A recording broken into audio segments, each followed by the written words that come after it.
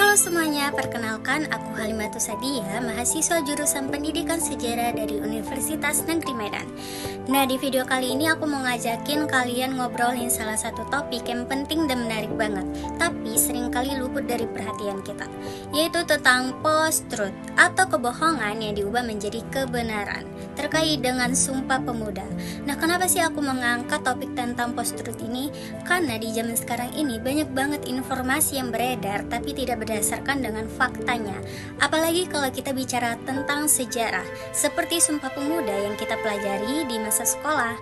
Nah, lewat video ini aku pengen kita sama-sama belajar dan ngeliat bener gak sih yang selama ini kita ketahui, atau ada bagian dari sejarah yang sengaja dihilangkan atau bahkan disederhanakan. Menarik bukan? Langsung aja kita lihat cuplikan video tentang Sumpah Pemuda berikut ini.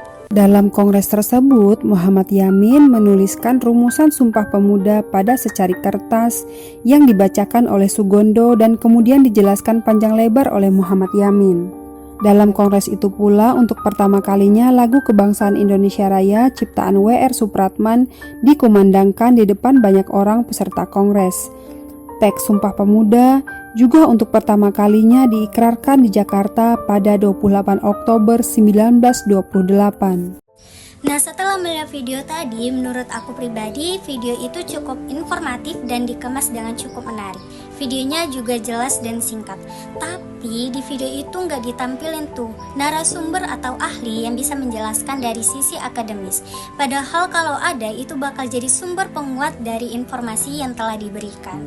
Apalagi kalau kita berbicara tentang sejarah, penting banget untuk ngedengerin dari orang yang emang sudah ahli di bidangnya. Jadi bukan cuma ngulangin apa yang sudah umum diketahui.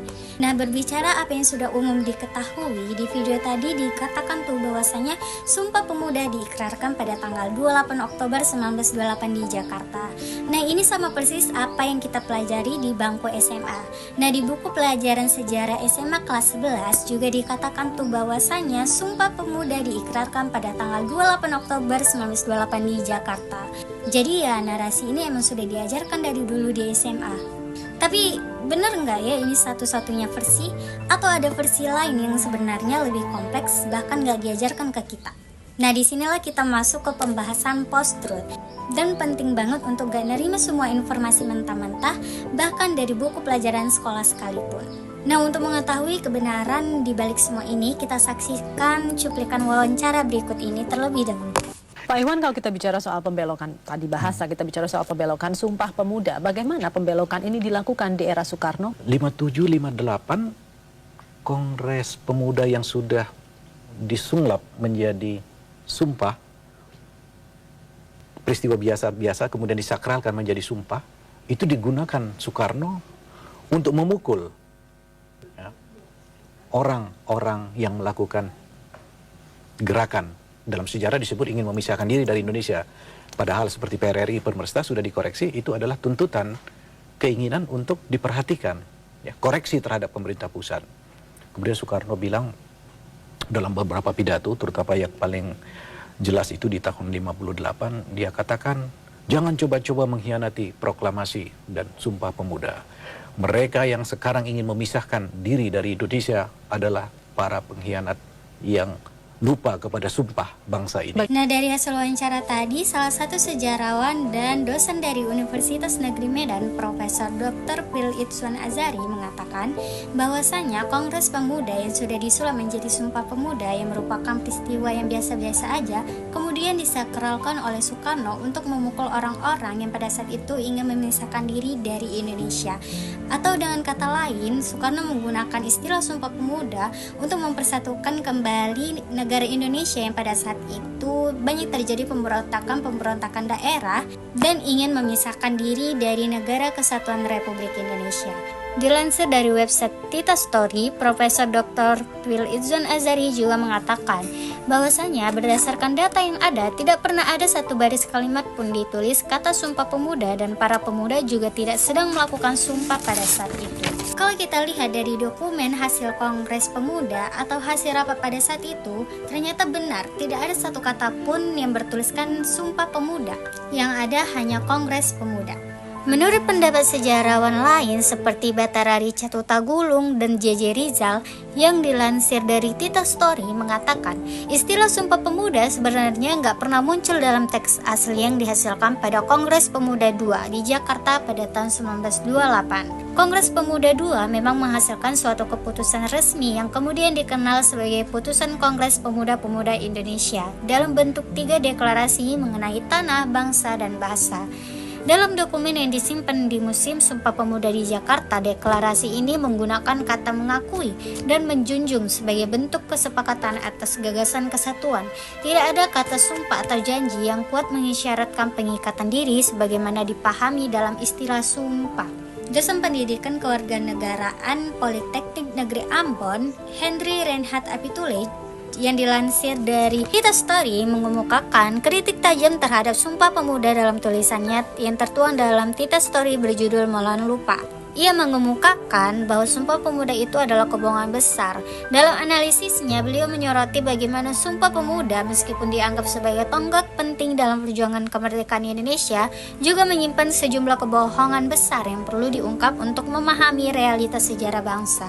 Beliau juga menegaskan pentingnya memperdebatkan kembali narasi sejarah yang selama ini diterima secara umum agar generasi muda dapat menghindari pengulangan kesalahan masa lalu dan memiliki pemahaman yang lebih kritis tentang identitas nasional.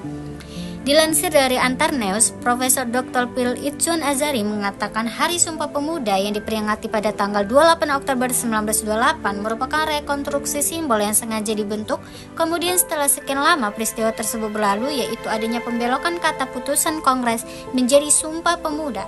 Menurut beliau, hal tersebut dilakukan Soekarno untuk memberi peringatan keras kepada dalam gerakan separatis yang mulai muncul menentang keutuhan bangsa Indonesia. Sebagaimana diketahui selanjutnya bahwa pada tanggal 28 Oktober 1954, Presiden Soekarno dan Muhammad Yamin membuka Kongres Bahasa Indonesia yang kedua di Medan. Dan Muhammad Yamin dalam kapasitasnya sebagai Menteri Pendidikan dan Kebudayaan dari Kabinet Ali Sastromi Djodjo memberikan pidato pembuka.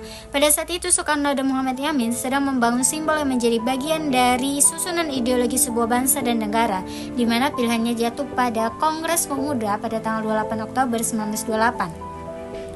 Dan saat itu pula kata putusan Kongres dibelokkan menjadi Sumpah Pemuda. Dan sejak saat itulah 28 Oktober 1954 dianggap sebagai hari kelahiran Sumpah Pemuda untuk pertama kalinya.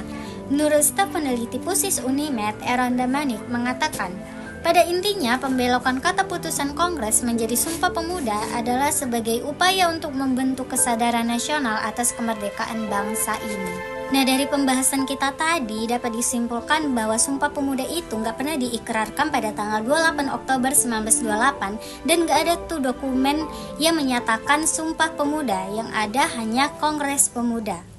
Nah, kalau kita hubungkan dengan konsep post-truth, kasus ini jadi gambaran nyata bahwa dalam era post-truth, kebenaran ini bukan lagi soal fakta apa adanya, tapi soal narasi mana yang paling banyak dipercaya dan diterima oleh masyarakat.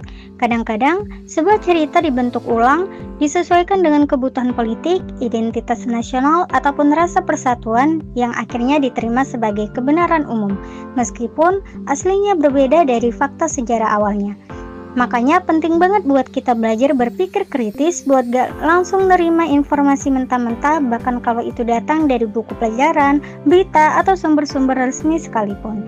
Karena di dunia yang serba cepat kayak sekarang, siapa yang bisa membentuk narasi? Dia yang bisa mengendalikan cara orang melihat dunia. Nah, kalau menurut kalian gimana? Ada pendapat lain? Atau mungkin ada yang ingin menambahkan perspektifnya? Aku pengen denger banget pandangan kalian di kolom komentar ya. Dan buat kalian yang mau baca atau nonton penjelasan lengkapnya, aku udah taruh link artikelnya dan videonya di bawah. Jangan lupa dicek ya.